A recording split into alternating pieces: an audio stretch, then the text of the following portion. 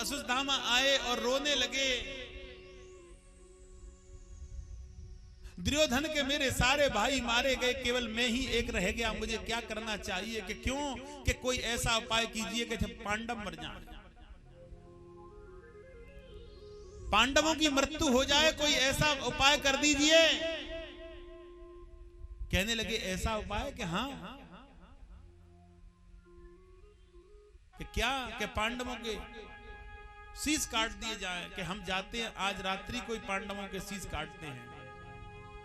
दूसरे का तुम सोचो बुरा हो जाए तो होगा नहीं, तुम्हारे होने से दूसरे का बुरा नहीं हो सकता, तुम्हारे कहने से दूसरा मर नहीं सकता, तुम्हारे कहने से दूसरा अपाय नहीं हो सकता, और तुम्हारे कहने से दूसरा भिखारी नहीं हो सकता। ये तुम्हारे मन की सोच है, है?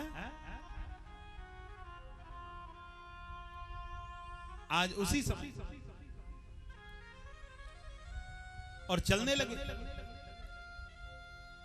जहां पांचों पांडव सोते थे वहां द्रौपदी के पांचों पुत्रों को सुला दिया। वो क्यों सुला दिया? के होगी वही जो राम रचि राखा, होगी वही जो राम रचि राखा। हाँ, मैंने अभी कहा था तुम्हारे सोचने से कुछ नहीं होगा। तुम तो ये सोचते हैं गांव में सबसे बड़ा पैसे वाला मैं हो जाऊं, पर ऐसा हो नहीं सकता। कोई कोई व्यक्ति सोचता है पूरा गांव मर जाए मैं अकेला रह जाऊं, यहाँ का पूरा बादशाह पूरा राजा मैं ही रहूंगा, लेकिन ऐसा हो नहीं सकता।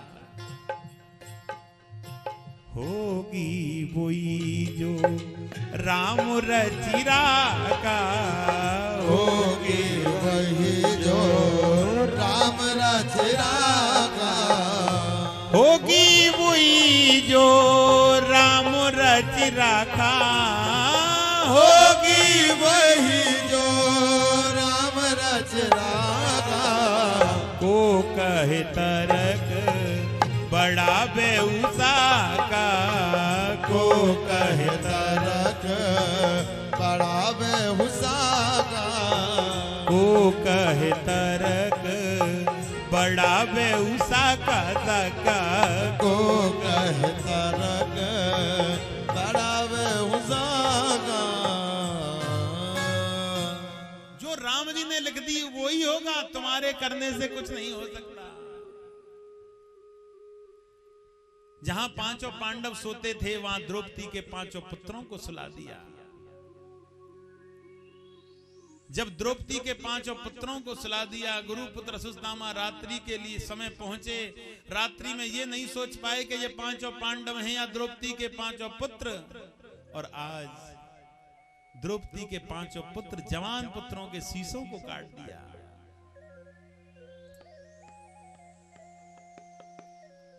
आप लोग कितनी कथा सुन रहे हैं मेरे पास से? 100 में से पांडवों की जगह द्रौपदी के पांचों पुत्रों को सुला दिया।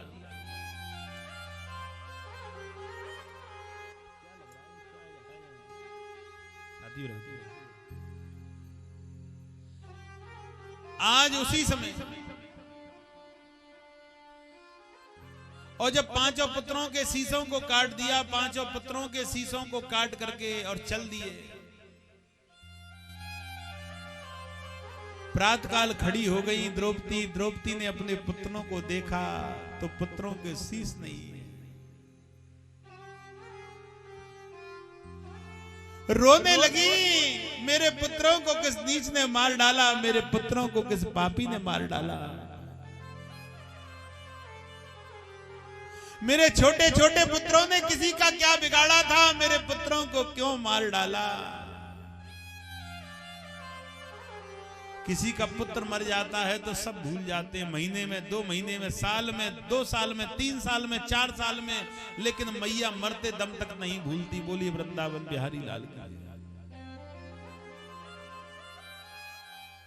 रिश्तेदार भूल जाएंगे, भाई भूल जाएगा, बहन भूल जाएगी, 2, 4, 6 साल में पिता भी भूल जाएगा, लेकिन माता नहीं भूल सकती।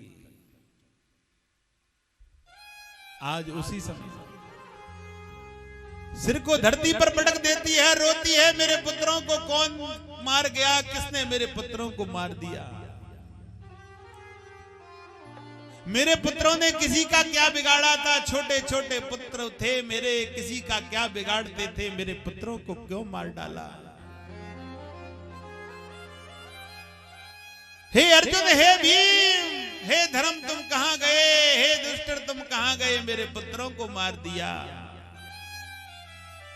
विलाप करने लगी, सिर को धरती पर पटक देती हैं, रो जाती हैं, धरती पर गिर जाती हैं, मेरे 5 पुत्र मारे गए। और रोती हैं, और रोते हुए क्या कहती हैं, एक बार सुन लेना आप। और यही हो लाडले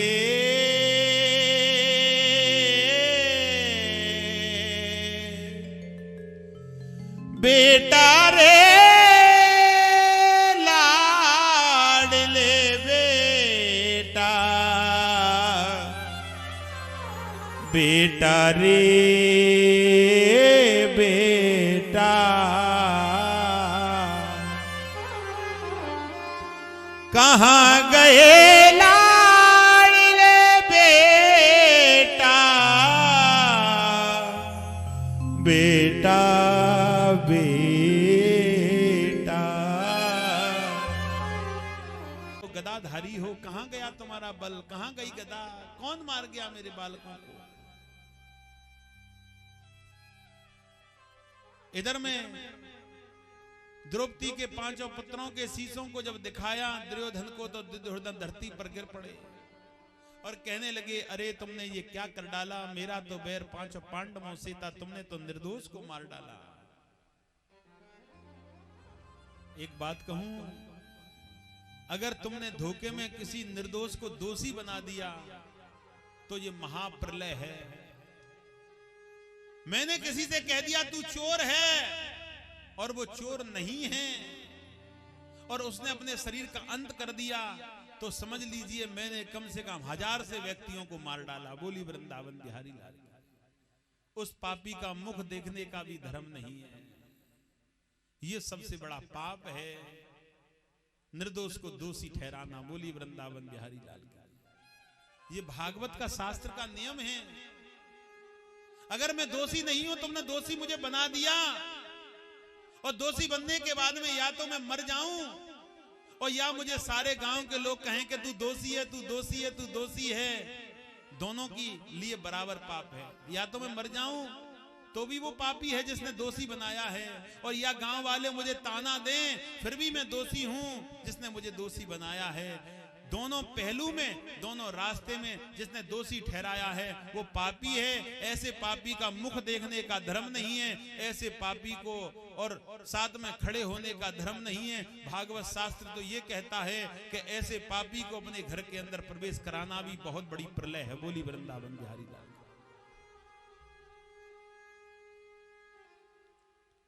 दुर्योधन इसीलिए धरती पर गिर पड़ा, तुमने पाप कर दिया, तुमने अनर्थ कर दिया। जिससे कोई बह नहीं था, जिससे कोई हमारा झगड़ा नहीं था, जिससे कोई लड़ाई नहीं थी, तुमने उसको मार डाला। मैंने तो 5 पांडवों की कहा था। सिर को धरती पर पटकते हैं, मैं दोषी हो गया। मेरे सारे भाइयों को मरने का मुझे दुख नहीं था जितना दुख मुझे आज हुआ है।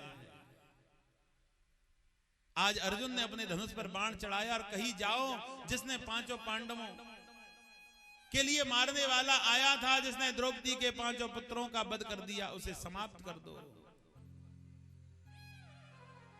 इधर में गुरुपुत्र ने ब्रह्मास्त्र छोड़ दिया। ब्रह्मास्त्र को बीच में किसने रोक लिया? व्यास जी ने। रोकने का मतलब क्या है, समझ में आई है? 2 व्यक्तियों में झगड़ा हो रहा हो और दोनों व्यक्तियों का जो झगड़ा समाप्त कराता है वो ही संत होता है। बोली वृंदावन बिहारी लाल। माला पहनने से संत नहीं होते, चंदन लगाने से संत नहीं होते, पीले वस्त्र पहनने से संत नहीं होते, नंगा घूमने से संत नहीं होते, लंगोटी पहनने से संत नहीं होते, जटा रखाने से संत नहीं होते, दाढ़ी बढ़ाने से संत नहीं होते। संत तो हृदय से होते हैं। बोली वृंदावन बिहारी लाल।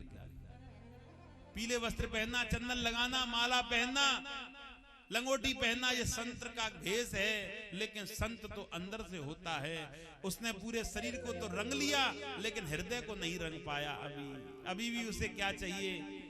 सब्जी में नमक कम है, मिर्च ज्यादा है, पैसा नहीं मिल रहा, पैसा चाहिए है? जनता को कैसे लूटूं, जनता को पागल बना के कैसे पैसा कमाऊं? वो तो दिखावे का संत है, वो असली में संत है ही नहीं। बोली वृंदावन बिहारी लाल। उसमें और नौटंकी वाले में कोई फर्क नहीं है, दोनों ड्रामाबाज हैं। वो नौटंकी करके जनता से लूट रहा है, ये नौटंकी करके भक्तों को लूट रहा है। बोली वृंदावन बिहारी लाल। आज उसी समय बीच में व्यास जी ने रोक लिया, लेकिन बीच में जब व्यास जी ने भी छोड़ दिया तो वो उत्तरा के गर्भ का नाश करने के लिए पहुंचे। उत्तरा के गर्भ में कौन है? परीक्षित। उत्तरा के गर्भ में है राजा परीक्षित। अब राजा परीक्षित उत्तरा के गर्भ में है, तो पांचों पांडव कहने लगे कि अगर उत्तरा के गर्भ का नाश हो गया तो मर जाएंगे, आने वाला पुत्र, इसलिए मुझे कृष्ण की स्तुति करनी चाहिए। न कृष्णान बंदतम दीपान परलोक व्यापकम मोक्षान कृष्ण आनंद कन सतलोक कृष्णानंदनम। हे कृष्ण, आप आओ, पधारो और हमें रक्षा कीजिए। कृष्ण भगवान आए और कृष्ण भगवान आकर के रक्षा करने लगे। कृष्ण भगवान आकर के रक्षा करने लगे। क्या आप रक्षक नहीं हो? आप भी तो रक्षक हो। कृष्ण भगवान सबकी रक्षा करते हैं, तुम कुछ नहीं तो अपने घर की रक्षा करो। घर में ये देखिए कि हमारे घर का सदस्य किसी गलत रास्ते पे तो नहीं चल रहा, हमारे घर का व्यक्ति कोई गलत संगत तो नहीं कर रहा, हमारा जो दान है, जो हम दान कर रहे हैं, वो गलत जगह तो नहीं जा रहा। एक गेहूं का दाना डाला था, उस बाल में से कम 100 गेहूं के दाने उत्पन्न हुए। वो 100 गेहूं के दाने जो हमने सींचे, मेहनत करी, वो कहीं गलत तो नहीं जा रहे हैं?